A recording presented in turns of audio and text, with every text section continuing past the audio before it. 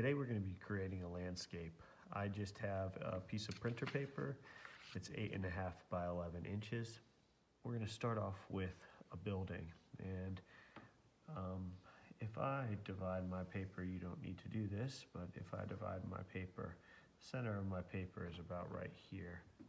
My building is going to be off to the right and a little below that. And the first thing I'm going to do is create a arrow or kind of chevron at the top, and I'm going to turn this side of the chevron into a parallelogram. So you can see the top of a triangle right there. I'm going to draw one horizontal line coming off the top here, and I'm going to try to make it as parallel to the top or bottom of the paper as possible, nice and straight. You can see it almost extends to the end of the paper. Okay, and I'm going to do the same on the bottom. This line's going to go further than this because remember it's going to end up a parallelogram. So I'm going to draw a straight line again. I want it to be nice and straight.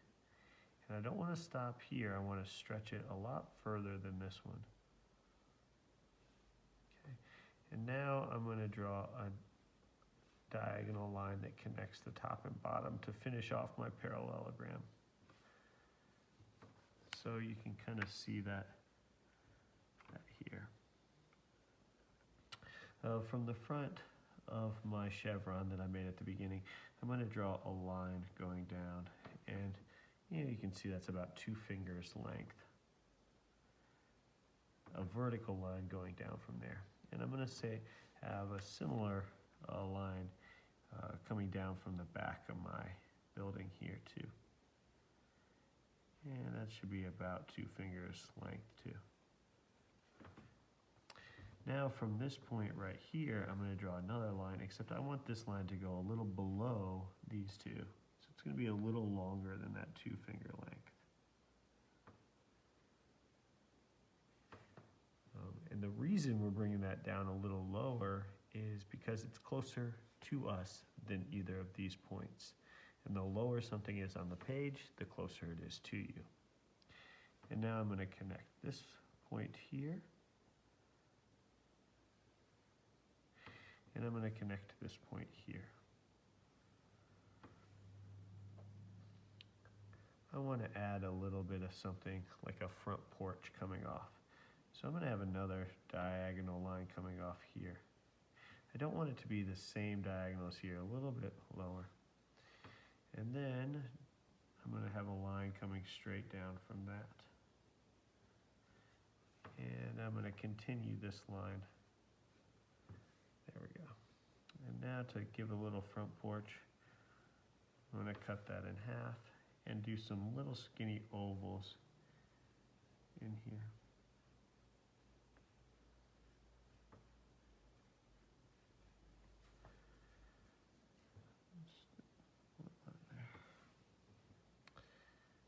Okay, and we have one building into our landscape. I'm going to give this building a little a chimney. So what I'm going to do is I'm going to draw one line coming up from here, going vertical, straight up and down. And I'm going to have another vertical going straight up and down right here. Now in between those 2 verticals, I'm going to draw one more line. And again, this line is going to go a little bit above and below the other 2.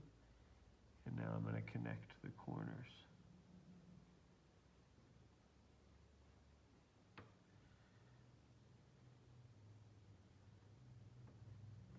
And erase a little bit right here.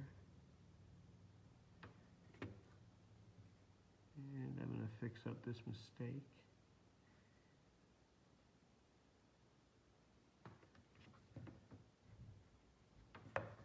There, and I can give it a little value. And I'm going to shade a little of the front of the building, give it a little value too. Using the side of my pencil here, not the point.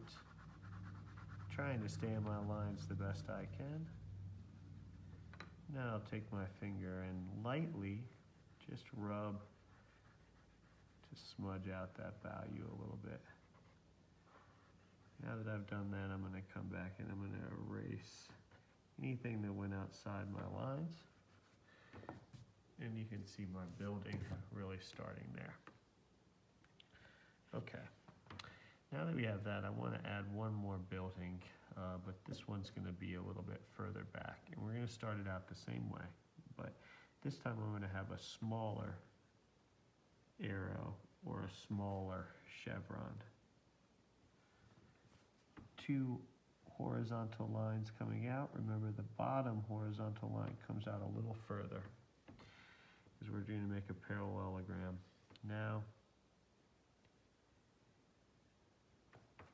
there's the parallelogram. This time, I'm going to have another line, diagonal line coming out here and here, and I'm going to connect those. I'm going to have a line coming down from this one, line coming straight down, as straight up and down as I can make, and one more coming out of this side here. Okay, again, this middle line is the closest part of the building to us, so it should be coming lower than these two, and then we can connect them.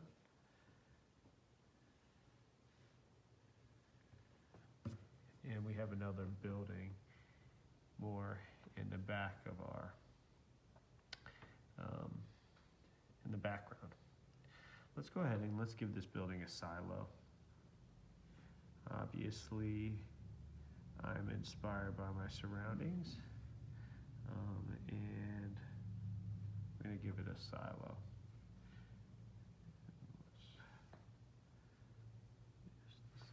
There. A ladder.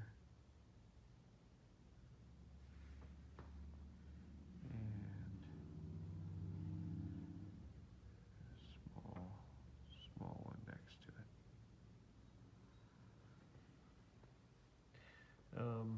And there's that. Now I want to start to add in some of the landscape. So I'm going to start back here, and I'm going to have a line that kind of waves a little bit, hits the building, picks up on the other side of the building, and kind of falls down into here. And this one is going to have something similar coming back up, and we kind of lose it in there. Let's add one more hill coming in here. We kind of have our landscape rolling back. Would this look better? No, maybe.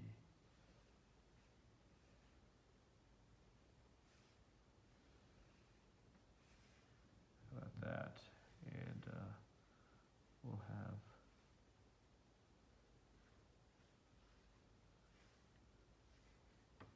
maybe this line instead of these two. Let's see if that looks better. Sure.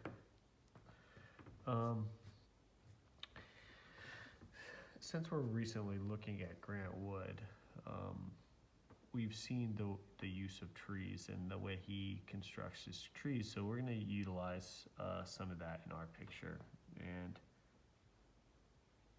I'm going to do that by adding in some rounded shapes back here into my background. And obviously these can be edited. You can edit these till you're happy with them.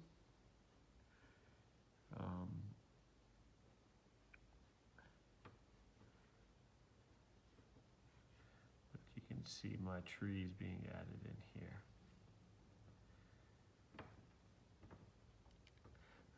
Again, a lot of times you'll see groupings of trees kick up where hills meet too. So this one's a little bit of a different grouping or style of drawing. You can see it's a little more messy. And I know I'm going to end up coloring this in dark. So right now I'm going to put a light shade or a light value with my pencil or some hatching marks to to show the dark of that. And maybe I'll do the same over here to show the dark of these trees against the rest of the landscape. Maybe this is a large barn. So let's draw its opening here, or its garage door or barn door here.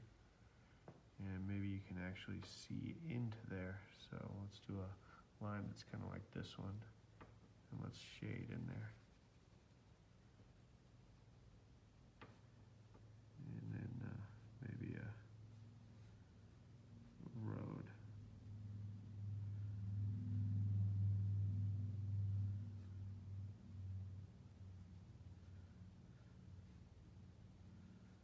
Leading into there.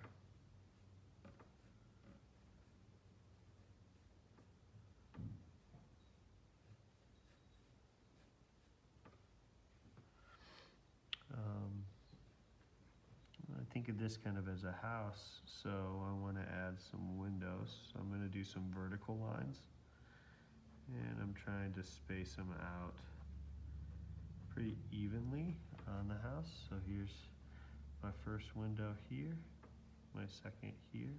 Since this is a diagonal, you actually want the bottom and the tops of your windows to also be a slight diagonal.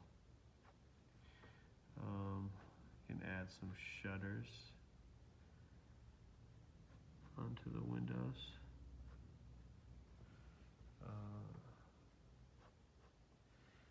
And maybe a crossbar in the top of this window, not the bottom, just the top of this window is a 6-pane window.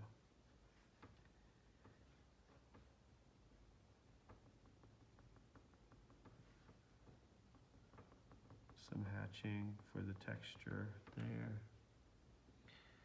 And the back of the house has one big window.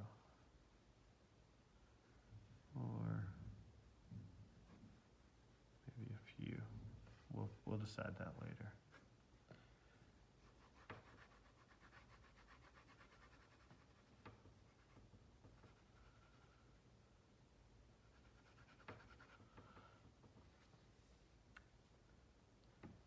You can put some clouds up in your sky. You can decide on what type of clouds you want. Do you want some long, lazy clouds like that, or do you want some big, bustling clouds like that? This kind of mimics these forms, so they're kind of nice, but this contrasts them, so that could be nice as well. You also add some value to the roofs where the shingles would be. Darken that up, or you could begin to utilize some color. And so if I wanted to color my image, I would start to do that. I like to layer my color, so where my grass is, I'm actually going to put a yellow down first. And then I'll lay my green on top of it. And that can create some really nice effects. The texture of the paper that I'm drawing on top of is rubbing through, so I'm getting a nice texture for the grass. You could also find textures in other places as well, like if you were coloring on top of carpet, or if you were coloring on top of cement, you'd get a texture that comes through.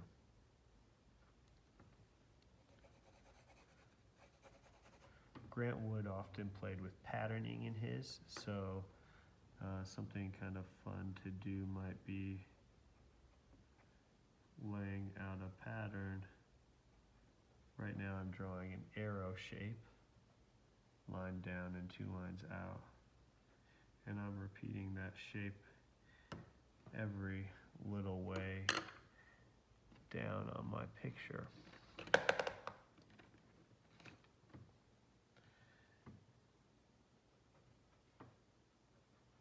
And when I come back, I'm going to do it a little bit differently.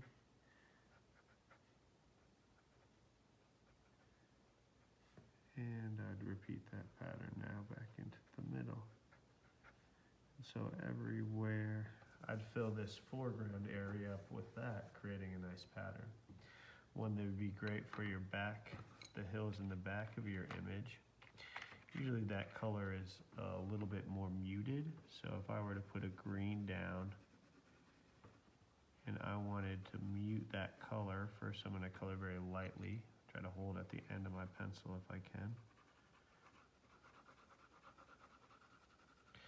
Then I would actually mix in or layer in the colors complement, and that's going to somewhat dye or brown that green out. I'm coloring very lightly with the red, and you can see how it's coming through almost as a brown.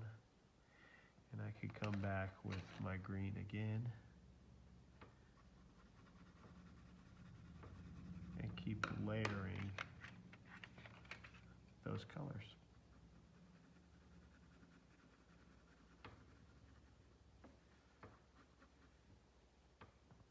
A nice pattern for the background might be rose. So I'm going to create stripes with my green.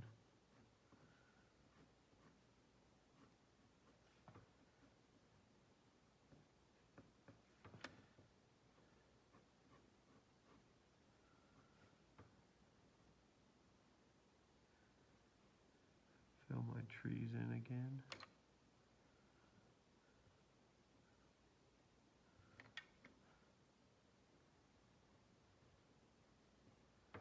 Using little spirals to color this in, that'll give a nice texture. Spiral texture.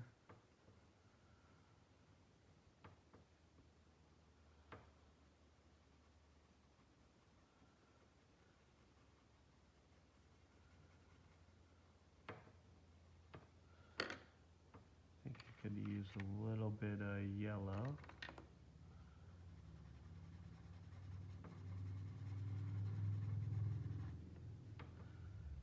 Might even be nice to have a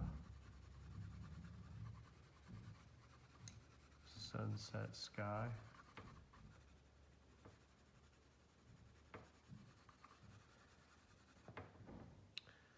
I'm going to go ahead and finish my image while you guys work on yours. You can finish watching as I speed this video up. But the main thing I want you to notice is I have one large building in the front of my image. That would be considered my foreground. I made essentially the same building, but I repeated it and added a silo. But notice how much smaller that building is than the first one. And this would be considered the middle ground. Back here, I have this hill with the green stripes. This is far away, and there's little detail there. That's going to be considered my background. And then I have my sky, which is obviously the furthest thing away. If I want to add anything more to the front of my image or my foreground, remember that's going to be larger. Not only do the objects change in size, but also the placement of the objects are important to things moving back in your image. So this house here is the lowest house on our paper. That tells us it's the closest. As we go back to this smaller building, making it further in the distance by changing its size, we've also raised it up on the paper. So it's higher, it starts above where the other house starts. So it's higher on the paper, making it move back. Again, this last hill starts higher than this building and is higher on the paper. It also, those lines are less detailed with size, so you know how the picture moves back in space. And this grouping of trees back here would actually be our largest. I think it's a little too high, so I'm actually going to bring this grouping of trees down more. And I'm going to erase this above area. And that will be colored in with my yellow.